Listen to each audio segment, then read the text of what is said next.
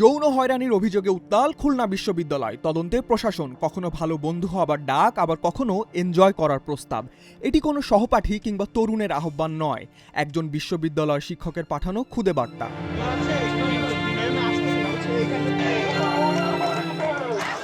এক শিক্ষার্থীকে এমনই অনৈতিক প্রস্তাব পাঠানোর অভিযোগ উঠেছে এই বিশ্ববিদ্যালয়ের এগ্রো টেকনোলজি ডিসিপ্লিনের অধ্যাপক ডক্টর মোহাম্মদ রেজাউল ইসলামের বিরুদ্ধে, যার স্ক্রিনশট ইতোমধ্যেই ছড়িয়ে পড়েছে সামাজিক যোগাযোগ মাধ্যমে।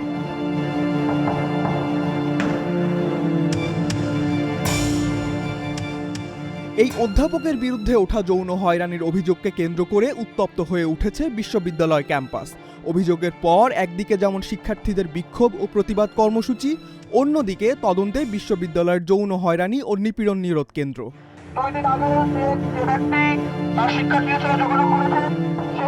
অভিযোগকারী শিক্ষার্থীদের দাবি, সামাজিক যোগাযোগ মাধ্যমে দীর্ঘদিন ধরে তাকে বিভিন্ন ধরনের ব্যক্তিগত ও অস্বস্তিকর বার্তা পাঠিয়েছেন ওই শিক্ষক।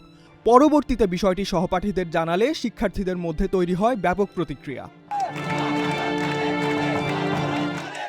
এ ব্যাপারে গেল মঙ্গলবার শিক্ষার্থীরা লিখিত অভিযোগ জমা দিলে নড়েচড়ে বসে বিশ্ববিদ্যালয় প্রশাসন, নামে তদন্তে। এরপর গতকাল ক্যাম্পাসে বিক্ষোভ সমাবেশ ও পুত্তলিকা দাহ করা হয় ওই শিক্ষকের।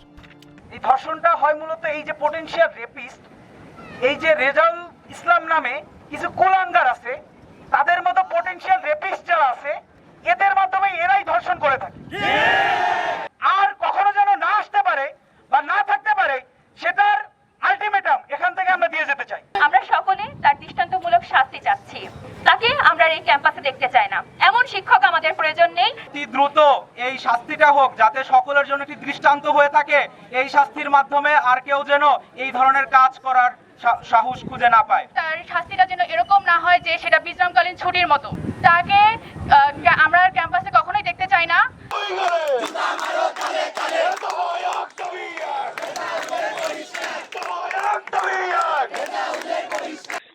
আসলে ঘটনাটা, অভিযোগটা এসেছে আমাদের কাছে 16 তারিখে। জি, ঠিক আছে, 16 তারিখ লাস্ট আওয়ারে বিকালে।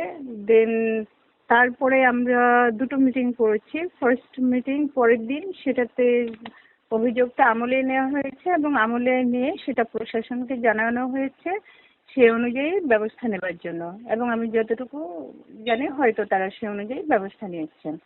এর পরবর্তীতে আমরা আরো একটা মিটিং করেছি এবং আমরা অভিযোগকারীর সাথে কথা বলেছি। এর পরবর্তীতে আমরা যিনি অভিযুক্ত তার জবাব চেয়েছি এবং তার মূলত অর্থাৎ তদন্তাধীন আছে। আসলে আপডেট কি বলবো, তদন্ত কি আসলে 2-3 দিনে শেষ হয় কিনা আমি তো সেটা বুঝতে পারছি না। আপনারা আপডেট জানতে যাচ্ছেন এই জন্য।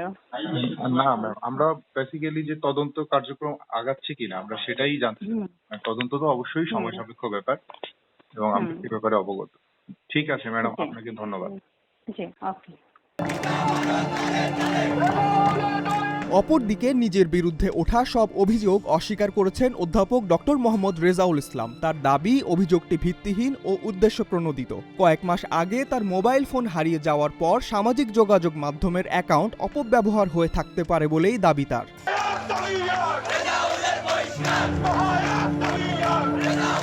তবে অভিযোগকারী শিক্ষার্থী ও সহপাঠীদের দাবি, সংশ্লিষ্ট সময়ের পরও ওই অ্যাকাউন্ট থেকে নিয়মিত যোগাযোগ এবং বিভিন্ন পোস্ট শেয়ার করা হয়েছে।